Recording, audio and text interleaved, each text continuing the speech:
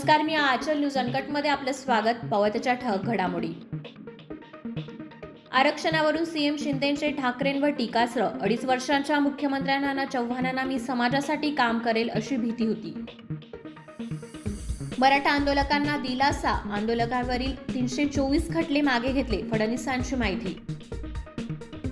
दूध उत्पादकांना दिलासा. सरकारकडून मिळणार प्रति लिटर 5 रुपये अनुदान. मंत्री विखेंची घोषणा.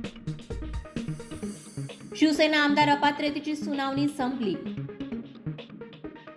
हडपसर, फुरसुंगी, उरळी, मांजरी, बुद्रुक, शेवाळीवाडीसह पुणे शहरात आज पाणी पुरवठा असणार बंद. अग्निपथ योजनेच्या घोषणेने धक्का बसला. माजी लष्कर प्रमुख MM नरवणे यांचा पुस्तकात गौप्यस्फोट.